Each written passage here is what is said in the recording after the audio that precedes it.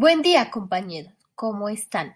Me presento. Mi nombre es Camila Andrea Toncón Salcedo y en el día de hoy presentaré la sentencia del caso Wilson Gutiérrez Soler versus Colombia. Pero primero que todo, veremos la importancia de hablar sobre esta sentencia. Debemos recordar que este fue uno de los primeros casos que acudió ante la Corte Interamericana de Derechos Humanos. Primero, porque se agotaron los mecanismos internos del Estado colombiano. Segundo, el caso tuvo que ir hasta la Comisión Interamericana de Derechos Humanos para que se le reconocieran los derechos al señor Wilson Gutiérrez Soler.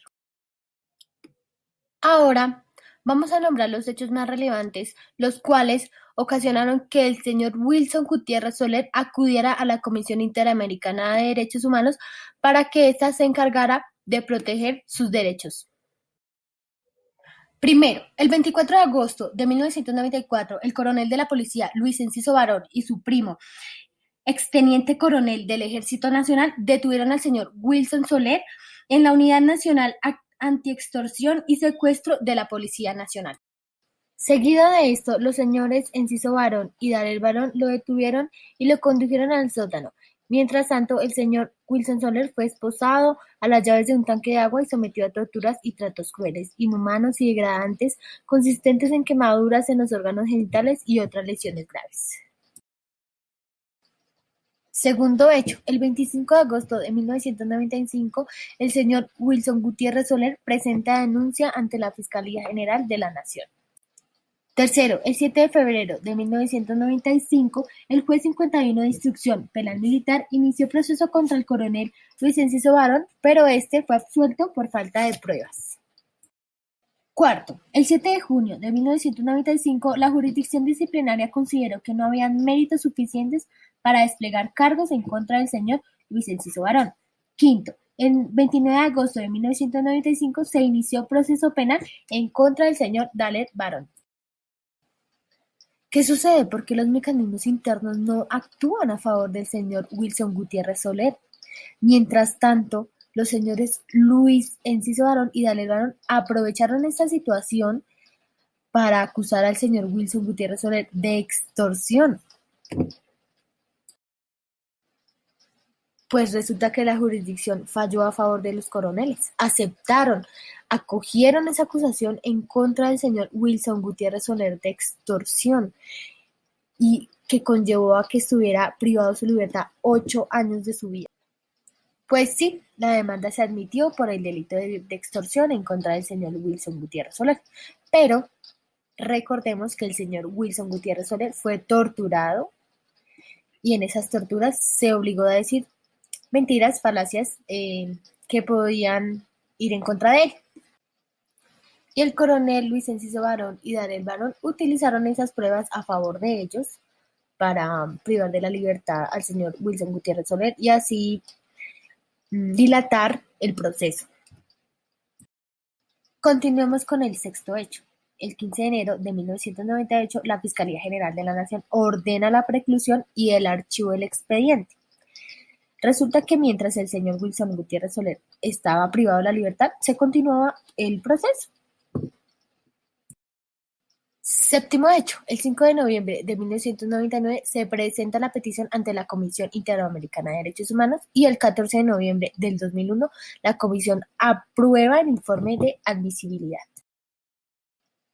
A pesar de estar privado de la libertad, el señor Wilson Gutiérrez Soler se sigue adelantando el proceso. El señor Wilson Gutiérrez Soler queda privado de la libertad en 1994 y fue absuelto del delito de extorsión en el 2002. Octavo hecho, el 26 de marzo del 2004, el caso fue sometido ante la Corte Interamericana de Derechos Humanos. Noveno, el 9 de marzo del 2005, el Estado colombiano se hizo responsable de los derechos que habían sido violados para el señor Wilson Gutiérrez Soler. ¿Qué pasó después de que Colombia se hizo responsable de los derechos vulnerados del señor Wilson Gutiérrez Soler?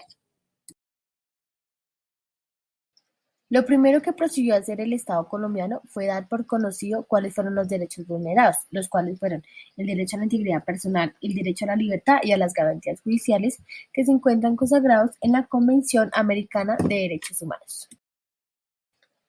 El derecho a la integridad personal lo encontramos en el artículo 5, el derecho a la libertad lo encontramos en el artículo 7 y las garantías judiciales en el artículo 8, todo esto en relación con el artículo 1.1 de la misma Convención Americana de Derechos Humanos. Estos derechos se le reconocieron al señor Wilson Gutiérrez Soler debido a que perdió el derecho a la integridad personal cuando fue torturado, sufrió también lesiones personales, el derecho a la libertad cuando lo secuestraron, también cuando fue acusado de extorsión injustamente. Estuvo privado de su libertad durante 8 años.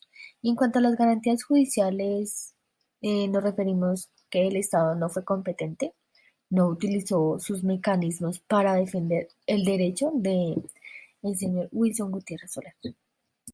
Segundo, el Estado colombiano tiene el deber de reabrir la investigación contra el coronel Luis Barón y Daniel Barón para así efectivizar las garantías del derecho internacional y del derecho interno. Y por último, el Estado colombiano reconoció a los beneficiarios o víctimas, los cuales fueron el señor Wilson Gutiérrez Soler, su hermano Ricardo Gutiérrez Soler, el cual es muy importante en esta sentencia, debido a que lo apoyó desde el principio hasta el final y siempre creyó en él. Y por supuesto, también la familia es beneficiaria, ya que fueron víctimas de amenazas, hostigamientos, vigilancias, detenciones, allanamientos y atentados contra la vida y la integridad personal. Por lo tanto, el Estado debió remunerar el daño material, que se puede comprender como los sufrimientos y las aflicciones que vivieron. En segundo lugar, tenemos la pérdida de ingresos, ya que el señor Wilson Soler y Ricardo, su hermano, no podían conseguir trabajo debido a los hostigamientos, a las persecuciones, etc.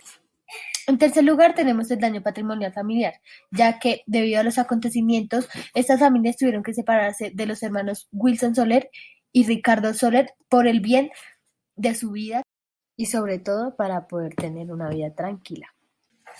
Y en cuarto lugar, tenemos la pérdida del proyecto de vida de estas familias, pues debido al constante cambio de vivienda, no podían tener una vida tranquila y una vida normal como las de las demás personas.